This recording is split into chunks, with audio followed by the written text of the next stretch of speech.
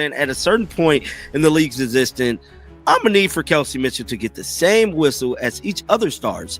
The way she gets assaulted is insane, actually. And I've considered roping my sister in it to have office purse charges. Now, this is when Caitlin Clark chimed in. Caitlin Clark said, "Careful, you're going to get fined." Then Sydney Colson said, "I can't get..." Caitlin Clark didn't hold back after defending Indiana Fever against corrupt WNBA fines.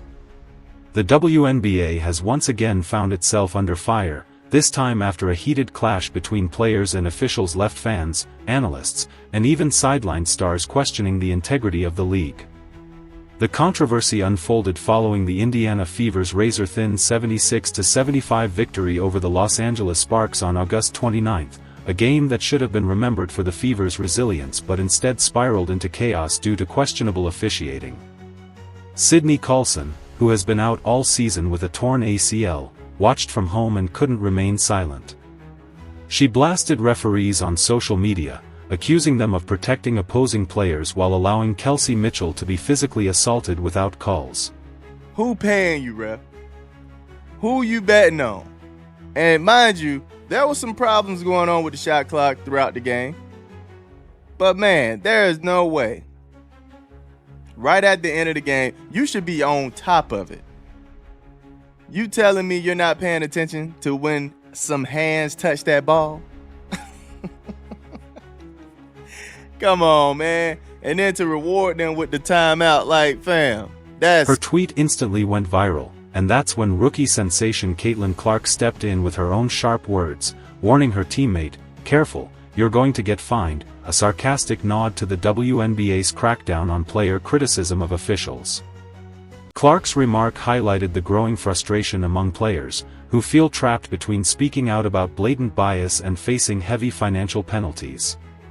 What fans saw was undeniable: Kelsey Mitchell repeatedly attacked in the paint with no whistle, referees fumbling the final 1.9 seconds of the game by granting suspicious timeouts, and technical fouls being handed out to Indiana's bench for merely protesting obvious no-calls.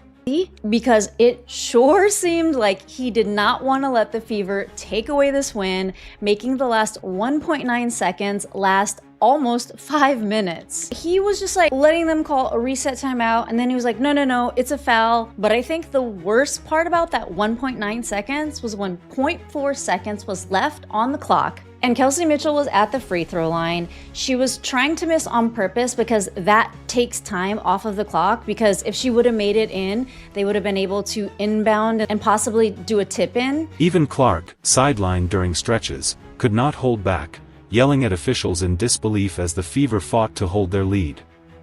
At one point, Lexi Hull was penalized for showing frustration, while the Sparks benefited from what many called phantom fouls.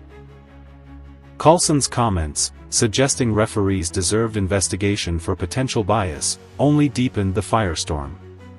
The controversy goes beyond one game.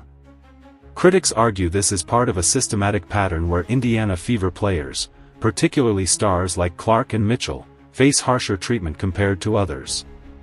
Statistics back it up, with Clark absorbing nearly 17% of all flagrant fouls in the league this season, a shocking number for a single player. Oh, there's Leah. You gave them every chance to win. If you look at this in slow motion, you can see Caitlin Clark clearly smiling in confusion, smiling in, did that really just happen?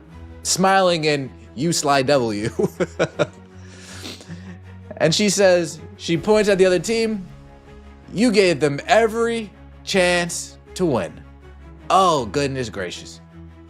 Caitlin Clark, she's chomping at the bits to start talking to these referees during the game, during free throws, after the game. Instead of addressing the bias, the league has chosen to fine players like Sophie Cunningham thousands of dollars for daring to criticize officiating, a tactic that feels more like silencing dissent than maintaining fairness. The irony is clear: the WNBA is riding a wave of unprecedented popularity, largely due to Clark's impact, yet its response to controversy risks alienating fans and players alike. Fever supporters are even offering to pay potential fines, while former executives like Lynn Dunn have voiced support for athletes speaking out.